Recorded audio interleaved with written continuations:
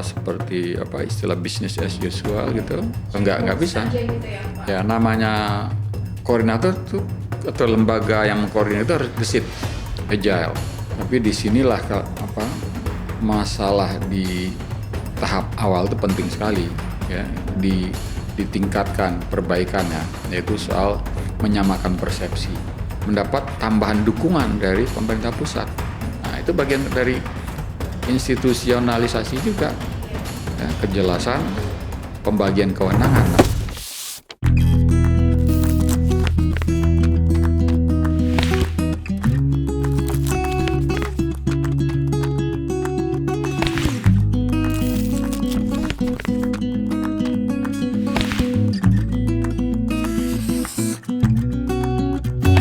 Halo Sobat Energi, selamat datang di podcast Bersih-Bersih Energi bersama saya Intan Elvira, peneliti dari The Habibie Center.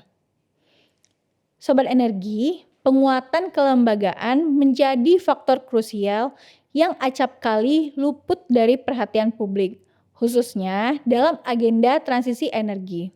Pengen tahu tantangan kelembagaan transisi energi di Indonesia? Yuk kita tonton sampai habis podcast penguatan kelembagaan untuk mendukung transisi energi di Indonesia. Sobat Energi, Indonesia telah menargetkan bauran energi terbarukan sebesar 87% di tahun 2060. Sehingga penguatan kerangka kelembagaan menjadi sangat penting guna mendorong agenda tersebut. Namun, terdapat beberapa tantangan, antara lain inkonsistensi antara peraturan pemerintah di level pusat dan kesenjangan peraturan antara pemerintah pusat dengan daerah. Lalu pertanyaannya, bagaimana desain kelembagaan transisi energi yang ideal, adil, dan berkelanjutan? Untuk itu, mari kita cari tahu jawabannya bersama narasumber kita hari ini. Nah, saat ini narasumber kita pernah menjabat sebagai Menteri PPN Bappenas tahun 2014 hingga 2015.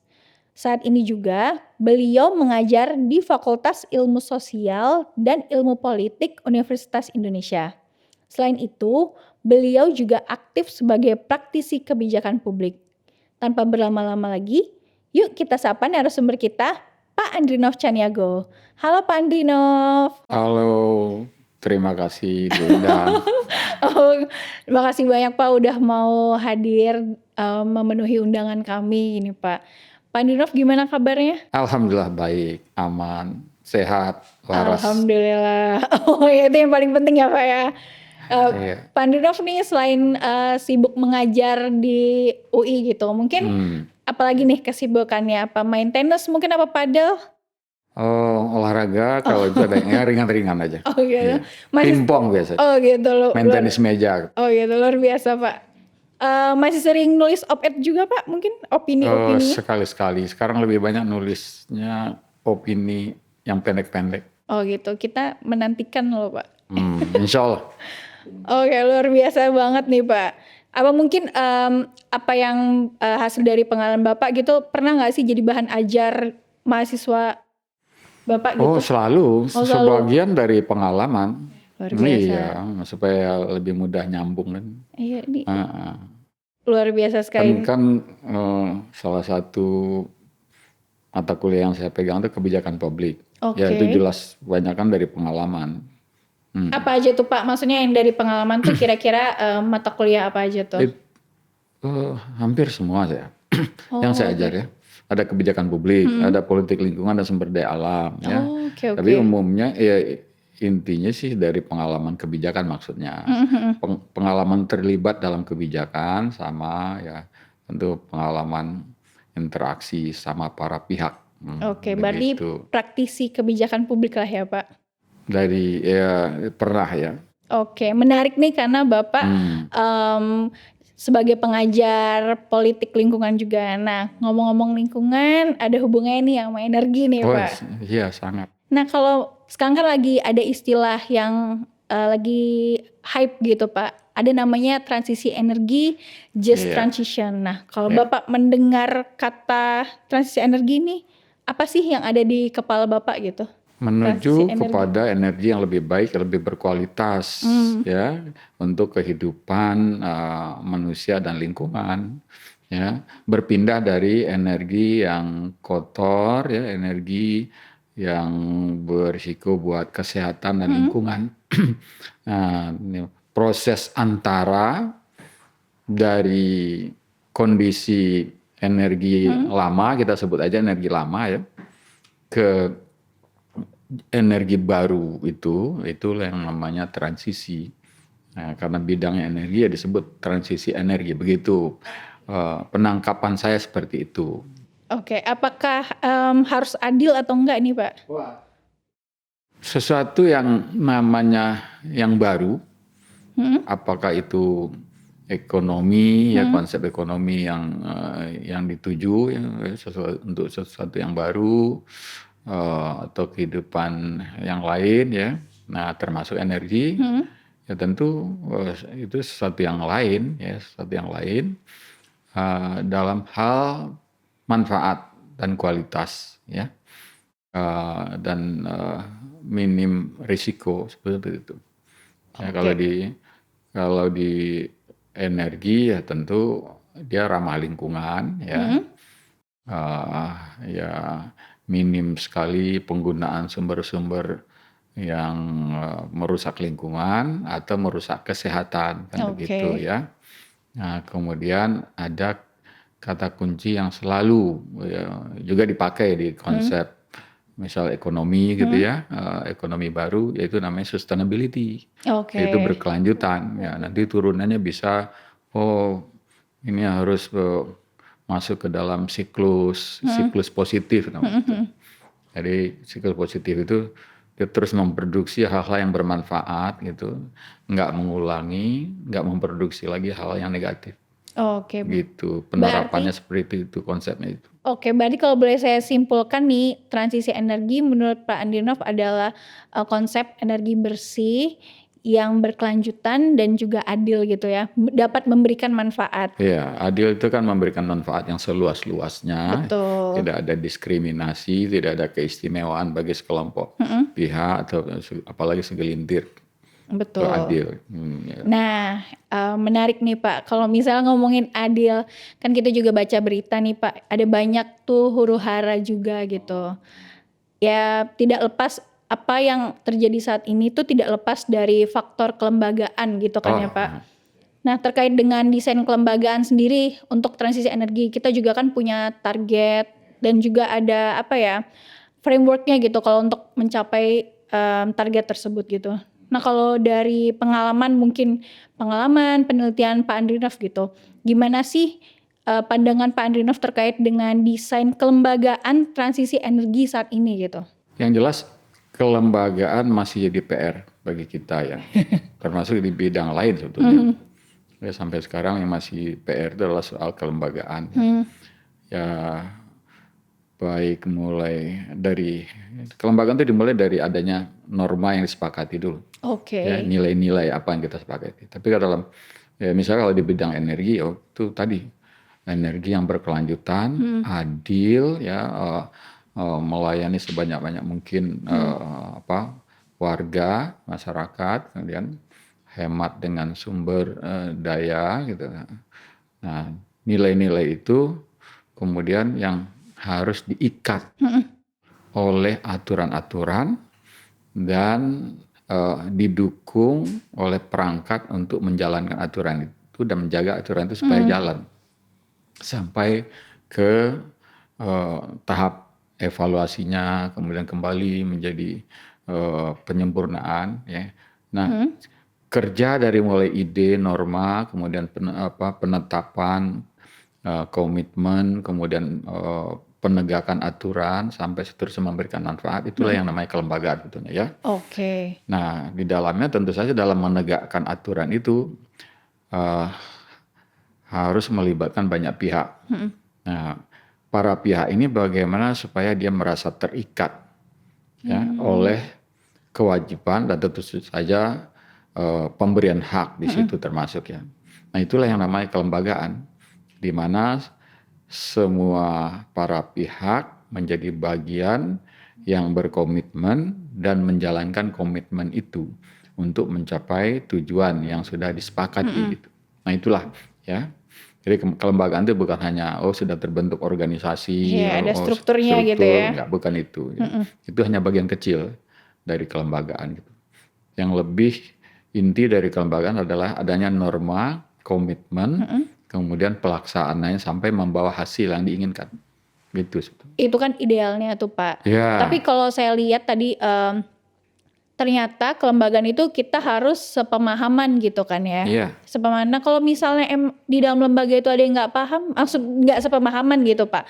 Ada yang satu bilang, oh ngapain transisi energi gitu. Nah sebenarnya tadi kan contoh idealnya. Nah kalau saat ini gitu apakah semuanya sepemahaman kita harus transisi energi yang baik adalah energi bersih dan berkelanjutan. Kan tadi saya sampaikan ya bahwa PR kita sampai sekarang masih masalah kelembagaan. Oke. Di bagian mana tuh Pak?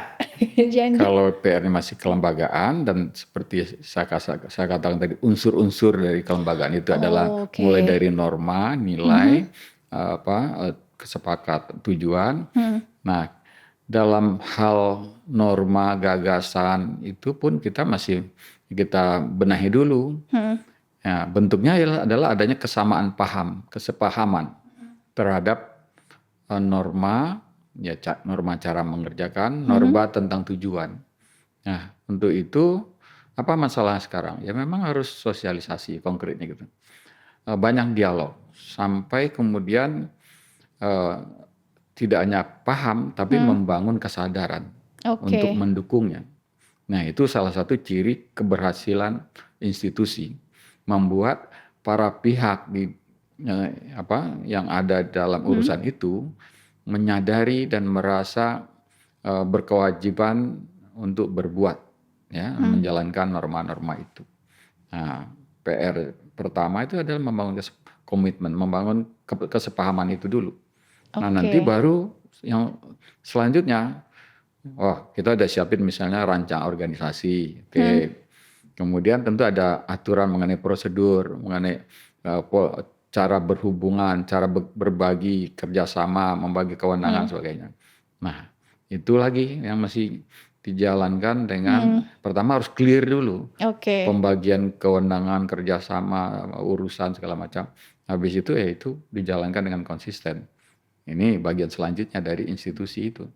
Konsisten menjalankan norma. Itu. Nah, itu. Sampai ujungnya itu nanti outputnya kelihatan. Oh iya, ini progres tercapai atau performa ini tercapai karena adanya norma yang jelas, dipahami dan dihayati gitu ya. Kemudian dilaksanakan ya atas keinginan semua pihak yang ada di dalam sistem itu. Nah, jadilah dia kemudian berdampak pada kinerja. Berarti emang mungkin PR-nya tadi masih ada di komitmen, konsistensi gitu ya Pak. Makanya bikin acara kayak gini penting ya, supaya makin luas tuh pemahaman tentang energi, transisi energi atau energi yang berkelanjutan. Nah, gitu. Terima kasih, semoga dinotis sama ESDM. Nah ini Pak, ngomongin tadi tentang kan tadi tentang kelembagaan ya. Di kelembagaan itu kan kita juga ada aspek harmonisasi gitu, lintas sektor, lintas lembaga gitu kan penting ya. Nah kalau dari pengalaman Bapak gitu atau mungkin hasil riset, apa sih tantangan utama mengharmonisasikan nih kebijakan lintas sektor khususnya di transisi energi gitu? Pertama yang tadi soal kesepahaman yang masih rendah. Nah itu tuh. Pertama itu ya. Bisa jadi karena kurang intensnya melakukan dialog ya tentang apa nih tujuan kita bersama atau apa yang jadi tanggung jawab kita bersama. Setelah itu dialog itu tentu tentang bagaimana cara yang tepat. Ini juga kadang-kadang sering menjadi sumber masalah walaupun kita semua sepakat kita harus mencapai hasil akhir dari transisi energi itu nanti tahun 2060 gitu kan. Ya sepakat di situ tentang target menurut timeline kita sepakat. Tapi mengenai cara kadang-kadang belum dituntaskan. Nah, gimana caranya kita menuju ke sana? Gitu. Nah, itu juga harus dituntaskan. Oh ya, caranya kita punya keterbatasan. Nah, sumber energi kita yang bersumber dari energi bersih mesti terbatas nih, atau dananya terbatas untuk merealisasikan. Nah, cari kesepakatan. Gimana langkah strategisnya supaya nanti jangan muncul di pertengahan ide-ide atau mengenai cara yang sebetulnya udah bias dengan kepentingan-kepentingan sempit. Nah, misalnya gini ya, saya kasih contoh konkret. Sebetulnya kasus konkret ya. Menarik tuh, Pak. Kementerian SDM itu yang menjadi leading lembaga ya untuk transisi energi. Tetapi ada kementerian lain yang dalam rangka menuju transisi energi, dia harus menjalankan juga program misalnya TKDN. TKDN itu tingkat kandungan dalam negeri ya. Nah, lalu dirancang juga lah program untuk, jadi kalau misalnya produksi atau pemakaian panel surya dan perangkatnya itu harus sekian persen produk dalam negeri gitu kan. Nah, ini udah ada misi lain ya. Memang produknya adalah alat, prasarana, sarana untuk mewujudkan energi bersih atau energi yang ramah lingkungan. Tapi di situ ada misi. Nah, kadang-kadang misi ini mulai membuat prosesnya itu terganggu. Karena yang satu ingin ngejar target percepatan kemajuan hasil transisi energi, yang satu ingin mengejar percepatan kandungan pemenuhan TKDN ya. Lalu ketika ingin merealisasi dia tersangkut dengan urusan lain, misalnya teknologi atau investasi gitu ya, tuntutan investasi segala macam. Akhirnya ini bilang, kami nggak bisa mendukung kalau harus dipaksa TKD ini sekian persen dalam tempo 5 tahun gitu. Akhirnya kan yang tujuan akhir yang dituju kan itu kan terganggu itu. Nah, ini contoh ya gimana mensinkronkan di dalam cara dan prosesnya itu. Nah, kalau itu contoh berarti ada contoh-contoh lain itu nanti itu. Tapi nanti panjang kita. Nggak apa nih Pak. Terus kalau misalnya kita tahu kan itu contoh tadi itu kan salah satunya ya. Ada banyak contoh lainnya gitu. Nah terus contoh koordinasi ya, harmonisasi ya. Koordinasi dan harmonisasi. Nah kalau untuk konteks yang tadi Pak Andrinov ceritain gitu antara Kemenperin kan ya. Itu contoh koordinasi atau masalah kelembagaan masih di internal eksekutif. Nanti kan ada lagi lembaga yang juga harus memberikan dukungan, entah tuh komisi apa gitu yang mungkin dia lebih independen atau legislatif atau DPR gitu kan. DPR tiba-tiba lihat prioritas kita yang lain juga penting, maka nggak bisa ini anggarannya juga harus dipakai untuk ini, itu misal seperti itu. Karena apa? Prioritas menjadi bergeser di proses realisasinya, ya. Nah, tapi boleh saja, ya, dalam situasi tertentu prioritas itu bergeser, misalnya agak jadi diperlambat. Tetapi kan begitu ada peluang sumber daya lebih besar, dia harus dipercepat. Gitu. Nah, itu yang dimaksud masuk ke dalam komitmen mengenai cara. Seandainya kita pertumbuhan ekonomi kita 7%, pendapatan ini sekian, maka ini bisa ditingkatkan, dilakukan akselerasi misalnya seperti itu, atau alokasi dana harus dibesarkan untuk misal R&D atau apa.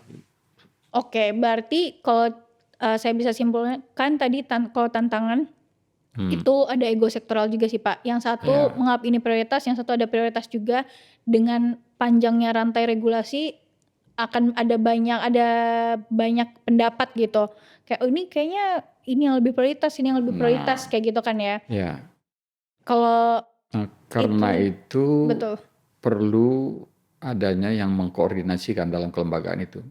Ketika urusan ini menyangkut banyak pihak yang harus kerja dalam satu orkestrasi, maka harus ada dirijen, harus ada komando, harus ada koordinator gitu. Nah, peran koordinator itu penting ya, dalam merealisasikan satu target-target terencana. Itu juga bagian dari kelembagaan.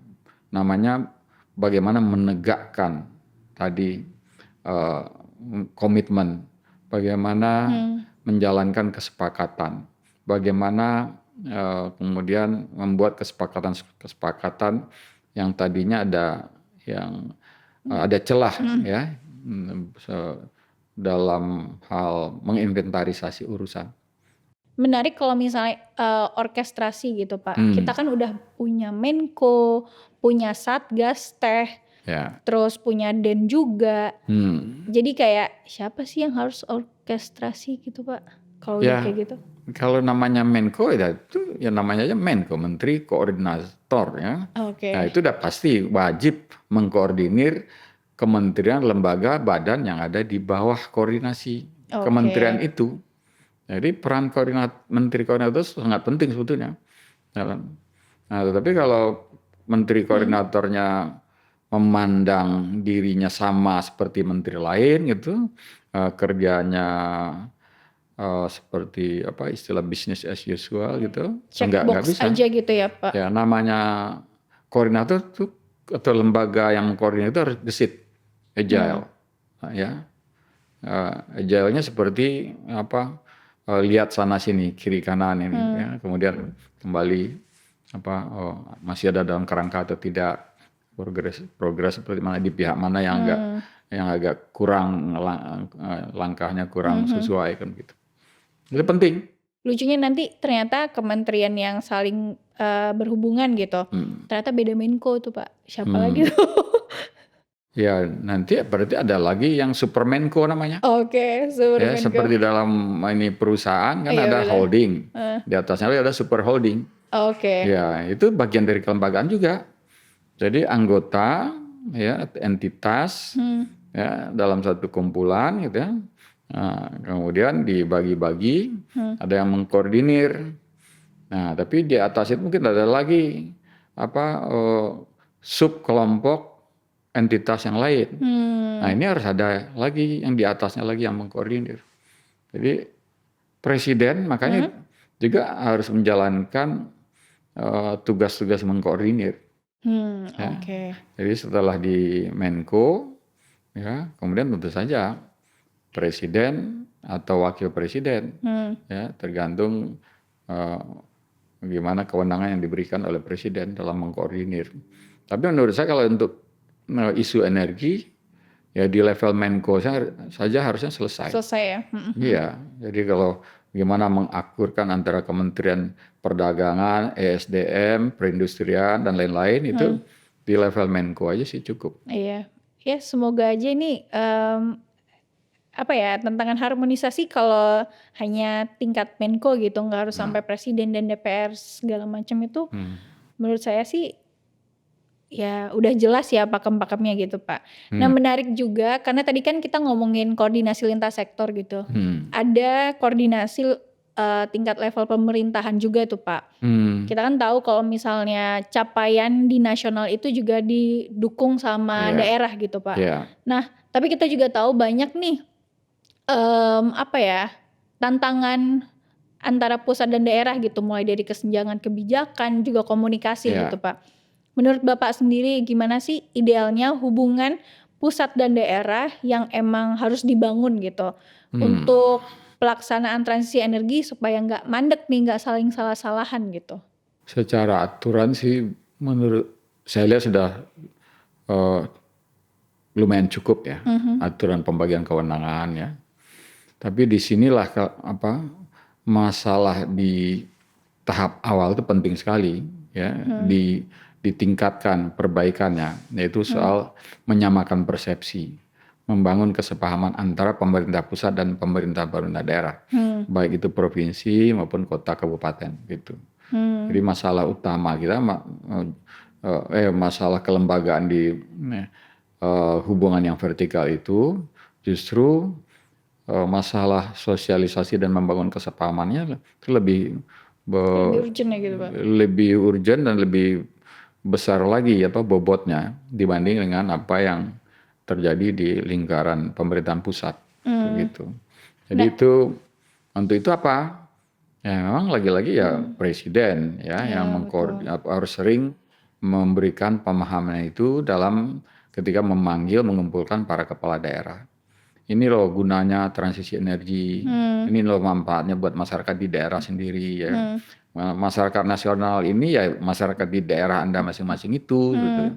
Jangan masyarakat nasional lalu orang daerah itu nggak menafsirkan yang masyarakat Indonesia itu adalah ya itu yang ada di bawah jadi warga pemerintahan daerah itu, pemerintahan kabupaten, pemerintahan kota, ke provinsi gitu.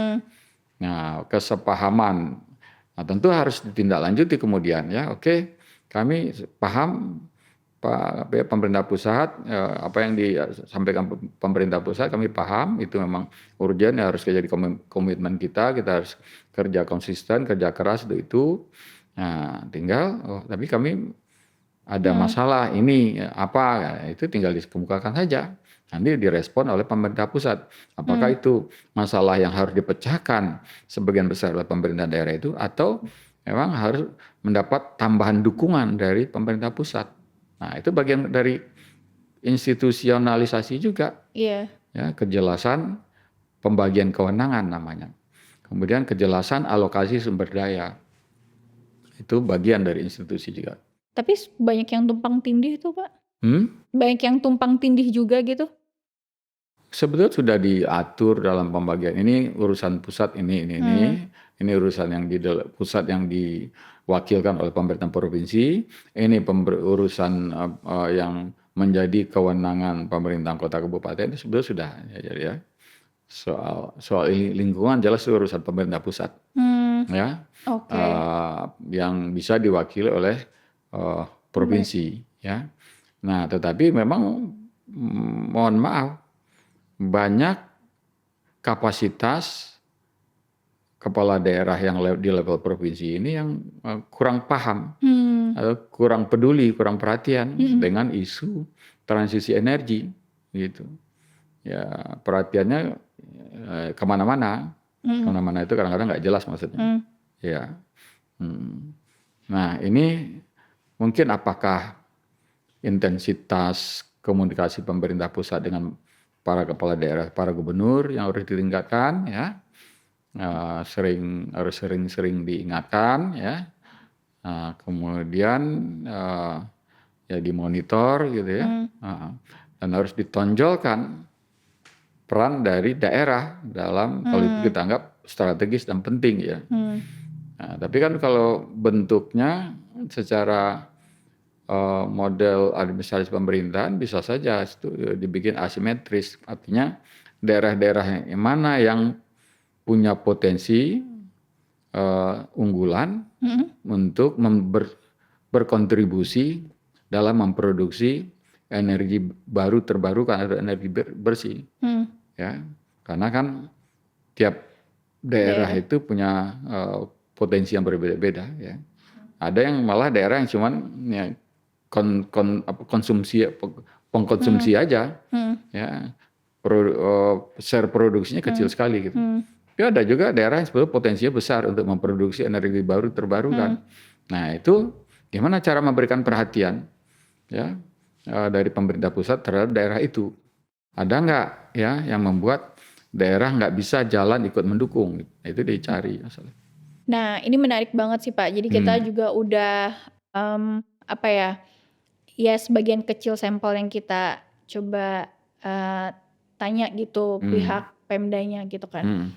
Sebenarnya tuh yang kita tangkap adalah kalau dari cerita-cerita mereka itu kurangnya pelibatan daerah gitu sih Pak. Jadi misalnya kayak itu hasil survei gitu. Enggak hasil survei sih Pak, kita nanya gitu ngobrol gitu gimana kamu pas ada provinsimu dibilang sebagai sumber geotermal kayak gitu. Nah, apakah udah dikomunikasiin akan dibangun geotermal ini, geotermal itu, udah dikasih uangnya, gimana tuntutannya? Apakah emang jangan-jangan geotermalnya ada di wilayah adat mungkin kayak gitu-gitu.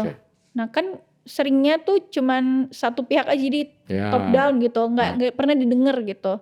Bukan nggak pernah, mungkin acap kali tuh. Itu harus diakui ya dari evaluasi yang terjadi belakangan ini ya, pendekatannya harus diperbaiki ya. Kesan top down itu sampai sekarang menonjol. Betul ya. banget. Kemudian pendekatan sosialnya sering dilupakan. Ya, padahal sebetulnya secara teknis atau secara teknokratik namanya ya, kalau masyarakat itu diberikan pemahaman dan dibangun rasa memilikinya, kesadarannya, itu nggak akan ada masalah. Ya, kemungkinan mereka akan mendukung. Maka pendekatannya itu harus imbang antara bottom up, top down itu. Yang dalam hal ini contohnya soal sosialisasi gitu ya. Iya betul. Ya, membangun kesadaran. Kan memang terjadi di beberapa daerah. Ya. Pada geothermal misalnya risiko pengerusakan hutannya kecil, risiko lingkungan sih. Sementara ini udah jelas nyata-nyata energi baru terbarukan atau energi bersih gitu. Terus masyarakatnya karena kurang pemahaman dimasuki dulu oleh pihak-pihak lain untuk dihasut. Akhirnya mereka digalang, sampai mereka digalang untuk melakukan penolakan. Padahal mereka yang menjadi massa melakukan protes penolakan ini nggak paham sebetulnya. Manfaat kembali buat mereka sendiri, buat keluarga mereka, buat keturunan mereka. Mereka belum paham. Nah, mereka udah terlanjur terpengaruh dulu oleh pihak-pihak lain gitu. Nah, kesadaran ya sosialisasi itu menjadi penting, pendekatan dari bottom up itu penting. Gitu. Itu dalam kasus-kasus ini ya bagaimana merealisasikan program di daerah ya. Itu. Oke, berarti itu dari tadi tantangan di daerah dan juga tantangan lintas sektor itu sebenarnya kurang ngobrol mungkin ya. Kurang pendekatannya kurang humanis, duduk nongkrong di warung kopi gitu ya Pak. Biar lebih santai gitu kan ya. Kurang inklusif betul, ya. Nggak membangun dulu sense of belonging misalnya gitu ya. Ya seperti itu. Betul Pak. Nah, jadi pemerintah pusat itu ya harus hadir ya, bersama masyarakat itu harus sering menjalankan kontak dengan tokoh-tokoh atau pihak-pihak yang berpengaruh di daerah itu, di lokasi atau di sekitar lokasi. Berarti kalau kayak gitu desain kelembagaan yang ideal untuk menjamin kelancaran implementasi transisi energi gitu, lintas sektor dan juga antar level pemerintahan itu seperti apa Pak? Kalau secara dari sisi organisasi tentu ya lihat ya unit yang harus melakukan sosialisasi bagaimana ya, sudah ada belum ya, atau sudah cukup atau belum ya. Kemudian yang melakukan koordinasi dengan pihak daerah misalnya, yang mulai dari memantau ya kondisi di daerah, kondisi sosial maksudnya seperti itu. Nah itu yang harus dilihat. Kemudian mungkin ya secara organisasi juga ya di dalam satu rencana program misalnya proyek EBT berbentuk geothermal ya. Ya mungkin harus ada di semacam entah apa badan atau dewan atau majelis atau apa yang unsur dari daerah itu masuk. Jadi tokoh adat misalnya. Sekarang belum ada Pak? Saya nggak tahu kayaknya sih belum ada. Kalau itu udah ada, dari awal mestinya nggak terjadi kasus-kasus penolakan gitu. Karena itu bukan dalam rangka merayu mereka enggak ya, tapi mengkomunikasikan maksud baik dari program. Nah, yang terjadi selama ini maksud baik ini enggak nyampe, ya hasutan masuk lebih dulu. Nah, ini ya yang menjadi kemudian ya terkatung-katung ya proyek energi baru, energi bersih gitu. Terus kalau kayak gitu perannya DPRD gitu mungkin perwakilan sama dong, harus kan DPRD ini secara aturan ketatanegaraan dia melakukan pengawasan ya kepada eksekutif. Kemudian ya ikut membuatkan peraturan ya bersama ya perda bersama pemerintah eksekutifnya ya. Kemudian juga memantau atau mereview rencana anggaran ya. Nah, fungsi-fungsi itu ya harus dilihat dengan cara pandang yang sama ya dalam untuk satu program ya yang jadi prioritas bersama. Kan kalau energi bersih, energi baru terbarukan mungkin sudah namanya program nasional. Universal malah. Nah, itu kan karena semua warga dunia atau yang mewakili warga dunia menyadari kita harus pindah ke energi baru terbarukan. Kita harus pindah ke energi yang sustainable gitu. Yang sirkular atau apalah namanya gitu ya. Iya, Pak. Nah, DPR ya bagian dari pembuat kebijakan yang harusnya punya pemahaman yang sama tentang itu. Level pemahaman yang sama. Tapi memang sebagai lembaga politik dia ada kelemahan dibanding dengan eksekutif. Orangnya itu lebih bebas, lebih nggak stabil kan. Kan orang yang duduk di dewan itu ya cuma 5 tahun. Habis itu ya bisa jadi ada perpanjangan. Tapi bisa juga hanya 5 tahun. Bahkan ada juga yang nggak nyampe 5 tahun udah diganti di PAW kan begitu. Beda dengan orang di eksekutif ya yang terus tiap hari dia memperbaiki kebijakan, draft kebijakan, membuat hitungan gitu. Maka dengan sistem politik yang seperti itu, pihak DPR itu harus percaya kepada yang eksekutif yang lebih menyiapkan data, kajian, analisis gitu ya. Jangan tiba-tiba menganulir tanpa alasan yang kuat apa yang sudah disiapkan oleh pemerintah pusat atau pemerintah daerah yang di eksekutifnya gitu. Nah, itu tantangan DPR itu begitu ya. Ya mereka kan ya nggak bisa kita menjalankan fungsinya itu dengan secara berkesinambungan. Ya, ganti formasi di pemilu yang baru, ganti lagi ini seleranya kan begitu ya. Betul.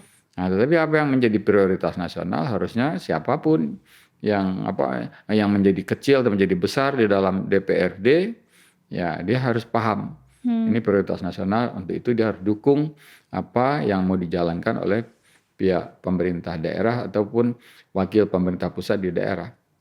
Oke, berarti ini desain kelembagaannya yang harus lebih inklusif gitu ya Pak ya? Dia dilengkapi kalau ada unit secara organisasi ya yang perlu disempurnakan atau dicukupi ya. Nah kemudian mekanisme komunikasi ya karena kan soal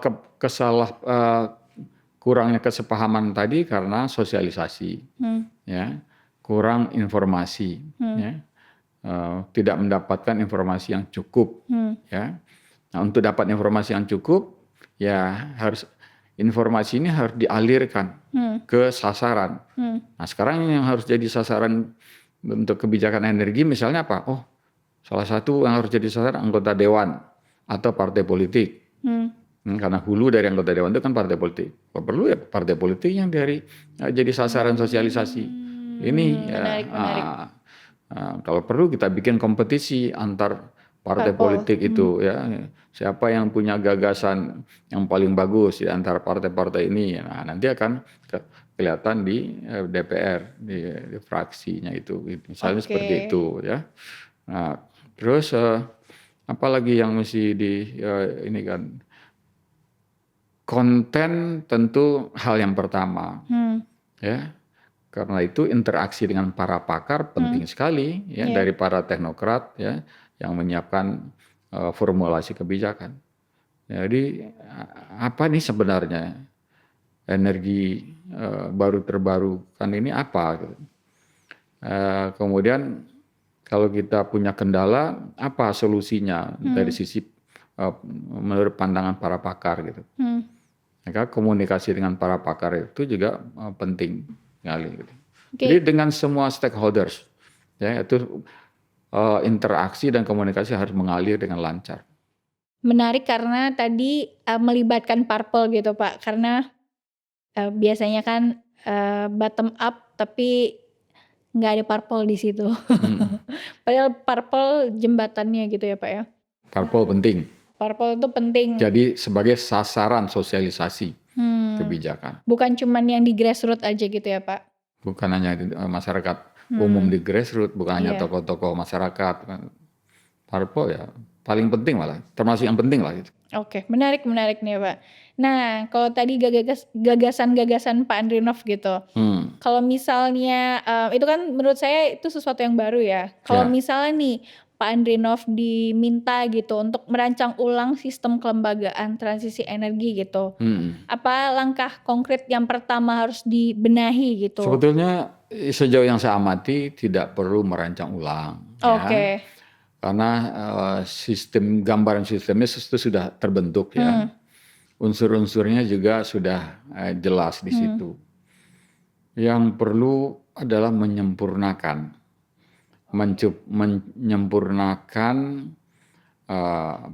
perangkat-perangkatnya, pembagian kewenangannya, pembagian tugasnya, ya. Kemudian mengoptimalkan peran di bagian-bagian yang masih lemah, yang masih minim perannya.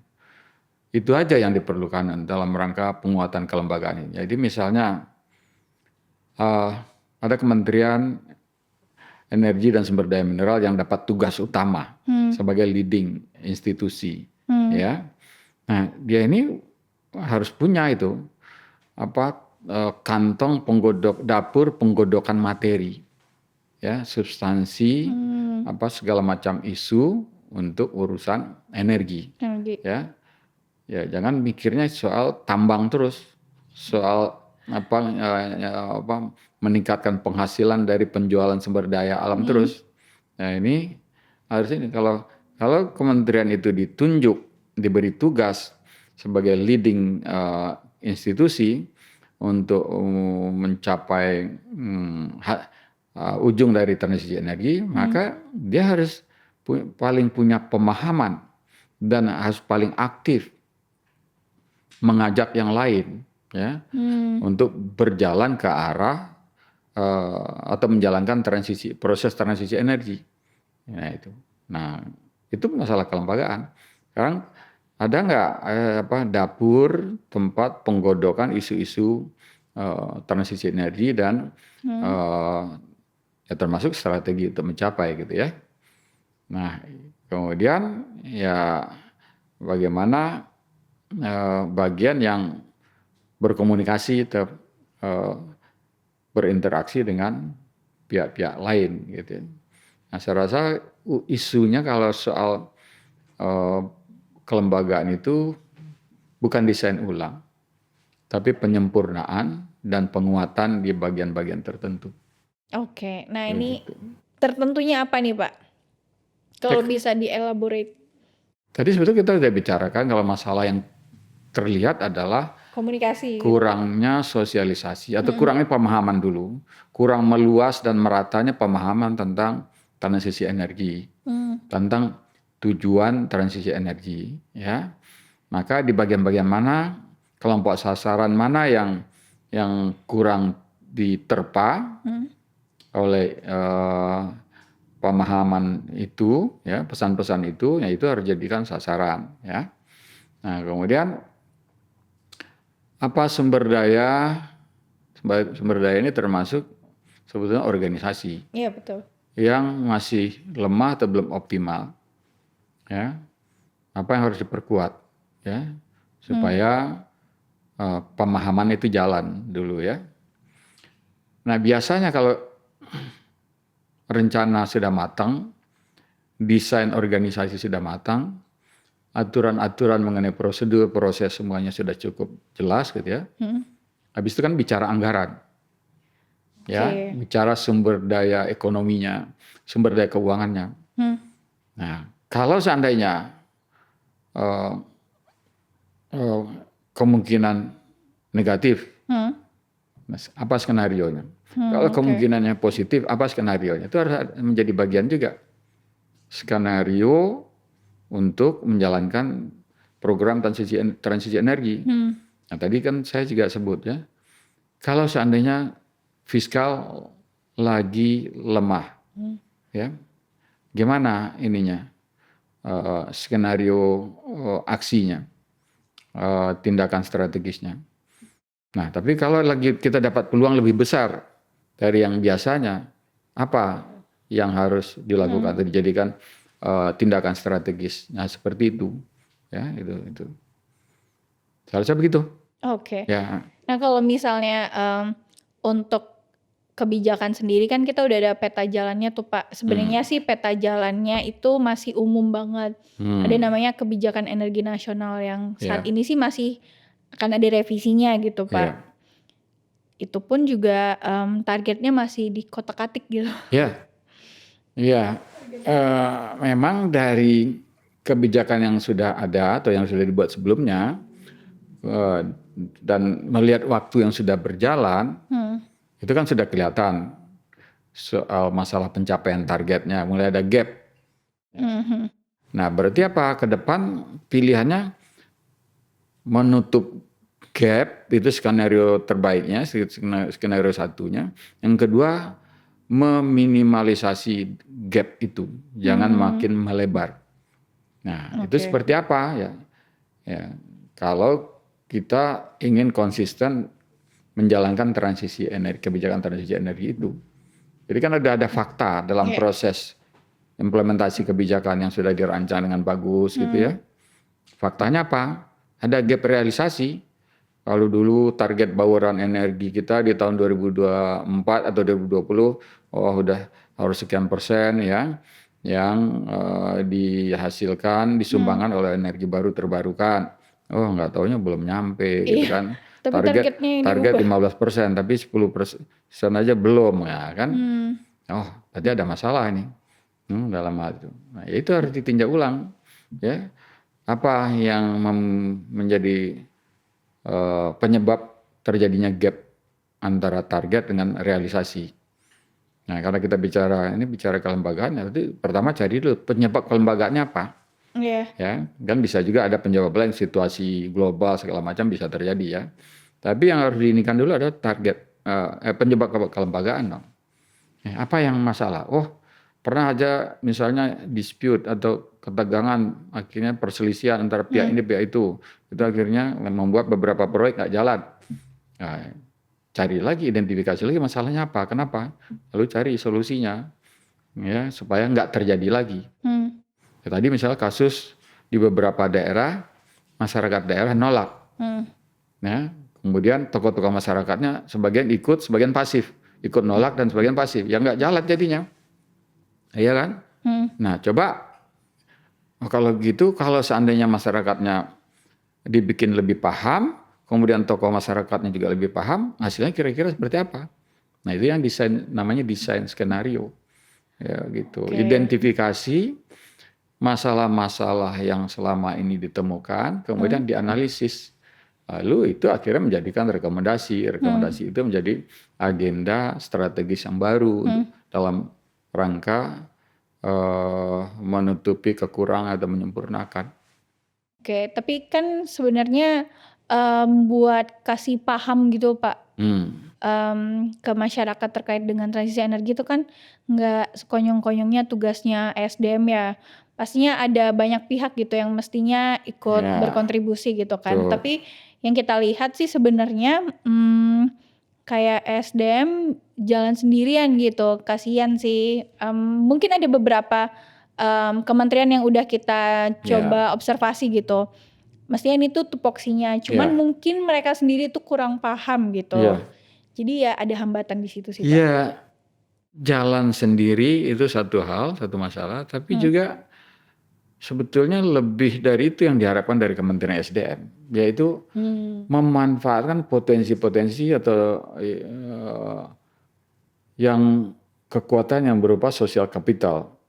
Banyak sekali kelompok-kelompok minat, kelompok-kelompok peduli yang muncul,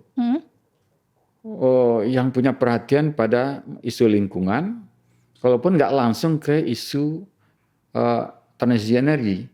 Tapi sebetulnya itu yang paling potensial untuk dirangkul ya. Oh, mereka udah ini nih menjadi kelompok minat lingkungan ini, isu lingkungan ini. Nah, tetapi kalau pemerintah dalam hal ini Kementerian SDM nggak menganggap itu sebagai aset, nah, kemudian mengabaikan, ya cuman mau enaknya aja, ketika mereka nyumbang lalu dipuji-puji, cuma diundang kasih sertifikat. Nah itu si Kementerian SDM nggak bekerja secara optimal, memanfaatkan sosial kapital yang ada. Banyak sekali ya yang punya perhatian nih gimana dari sampah menjadi energi listrik, ini gimana supaya sumber air atau air yang mengalir ini bisa memproduksi unit-unit pembangkit ultramikro, mini hidro gitu maksudnya, ultramid itu. Nah, seberapa besar perhatian kementerian yang leading untuk urusan ini merangkul, memanfaatkan itu sosial kapital ini. Menurut saya itu salah satu kelemahan yang harus diperbaiki. Menarik karena emang salah satu yang diadvocate sama teman-teman CSO itu adalah energi terbarukan berbasis komunitas seperti itu sih Pak. Nah tapi di satu sisi juga mungkin ada kekhawatiran suatu instansi gitu. Wah nanti pendapatan saya kalau kayak gitu berkurang dong. Nah, kalau masyarakatnya mandiri itu, gitu. Ya. Itu satu lagi yang harus dibenahi. Cara mengukur KPI misalnya perusahaan PLN. Ya. Ini harus kita buka ya masalah ini. Perbedaan atau kesalahan mengukur menggunakan KPI oleh PLN, baik itu oleh Kementerian BUMN maupun oleh perusahaan sendiri, itu menjadi salah satu penghalang realisasi energi baru terbarukan. Nah, KPI-nya di mana salahnya? Mereka mengukur kinerja mereka terutama dari pendapatan, laba bersih. Ini keliru, ya. PLN itu ngurus barang publik, walaupun barang publik ini adalah juga barang ekonomi yang harus diproduksi. Maka KPI-nya PLN nggak boleh diukur dari seberapa besar dia menghasilkan pendapatan dan laba bersih. Ini harus diluruskan ya oleh Kementerian BUMN atau ya ini oleh pemerintah lah ya. Kalau enggak ya itu setiap direksi nanti dia ngelihat papan itu panel pemasukan bulan ini, wah ini dari sumber ini gitu. Yang dilihat itu aja, karena itu yang mereka merasa itulah tanda-tanda keberhasilannya buat mereka itu ukurannya itu. Maka mereka siapkan adalah laporan keuangan yang isinya adalah melaporkan laba perusahaan, pencapaian pendapatan perusahaan. Nah untuk PLN itu harus diubah. Ya, menarik banget sih Pak karena emang mestinya KPI-nya adalah dari elektrifikasi, seberapa tinggi elektrifikasinya dan elektrifikasi yang kandungan peningkatan elektrifikasi yang berbasis energi baru terbarukan. Betul. Nah karena sampai saat ini juga beberapa tantangannya PLN itu belum membangun pembangkit listrik di daerah-daerah yang belum ada listriknya itu karena tidak ada demand-nya gitu. Padahal kan mestinya listrik itu adalah kebutuhan dasar manusia gitu dan emang mestinya bukan profit yang dilihat gitu, tapi kan seberapa besar pembangunan gitu dan amplifikasinya gitu kan Pak. Menarik banget ini. Itu ya. Jadi PLN sebagai entitas tunggal produsen listrik, dia harus menjalankan misi publik. Misi publik itu salah satunya adalah menyediakan secara adil dan merata, menjangkau seluas-luasnya kelompok masyarakat. Ya. Nah, tapi kan di kebijakan pemerintah sejak dulu sudah dibikin skenario ekonominya. Ya, ini tarif listriknya kalau rumah tangga seperti ini sekian ya, subsidinya gitu. Nah, tinggal produksinya berarti ya yang harus menyasar ke kelompok-kelompok yang masih tertinggal ya tingkat elektrifikasi. Tetapi saya dulu ya waktu saya di Bappenas saya mengoreksi itu kalau itu hanya itu sebagai indikatornya harus elektrifikasi atau konsumsi listrik per kapita. Karena makin disalahpahami, termasuk juga oleh pihak PLN maupun Kementerian SDM, bukti kinerja di sektor energi itu adalah elektrifikasi. Nah, sementara elektrifikasi itu sama saja dengan perluasan jaringan, ya, perluasan jaringan atau jangkauan. Nah, itu tidak sama dengan peningkatan konsumsi listrik per kapita. Ya, apa namanya ini ya jaringan ya. Karena sudah jaringan sampai ke wilayah sana, udah, itu berarti ada kemajuan. Nanti dulu per kapitanya meningkat berapa kWh per tahun, begitu. Itu yang ya. Menarik nih. Karena konsumsi listrik per kapita kita paling rendah di ASEAN. Oke. Ya? Ini fakta baru sih buat saya. Ya, ini bisa dicek. Mungkin kalau dengan Kamboja atau apa mungkin mungkin kita sedikit lebih maju mungkin ya. Tapi negara-negara ASEAN yang lain kita ketinggalan jauh sekali. Oke, ini kita udah ngomongin banyak nih, mulai dari tantangan sampai gimana ya aspek yang ideal itu seperti apa. Nah, sebagai penutup nih Pak, harapan Pak Andrinov nih untuk transisi energi dan juga mungkin target NDC Indonesia gitu? Ya, kita harus antara yang realistis ya sama tetap berorientasi kepada tujuan yang ideal ya. Kita karena harus merasa berkewajiban dan bertanggung jawab untuk generasi yang akan datang, ya, generasinya IRA dan sesudah IRA gitu ya. Itu harus menjadi perhatian dari pembuat kebijakan yang sekarang. Maka komitmen nggak boleh kendor, ya. Nah, bagaimana cara untuk konsisten menghasilkan progres, nah itu harus dijalankan. Nah, karena itu apa yang sudah menjadi kebijakan dan apa yang sudah diimplementasikan harus dievaluasi secara tuntas, kemudian harus segera juga melakukan penyempurnaan supaya gap antara target yang ada di timeline yang dibuat itu nggak makin jauh antara realisasi dengan target yang sudah dicanangkan. Ya, kalau nggak lama-lama semangat pun bisa hilang. Wah, ini hal yang makin nggak mungkin, ya udahlah lupakan aja. Jadi bisa jadi begitu. Maka penting sekali evaluasi, kemudian segera perbaharui itu strateginya, perbaharui kebijakan. Dan itu artinya juga menyempurnakan kelembagaan. Begitu.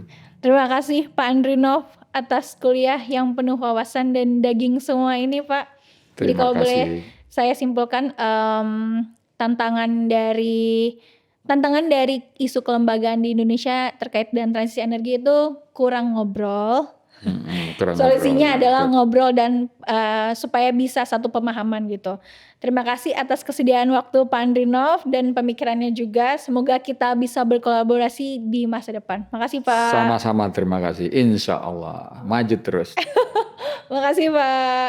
Sobat Energi, sampai juga kita di penghujung acara. Terima kasih banyak telah setia menyaksikan episode ini.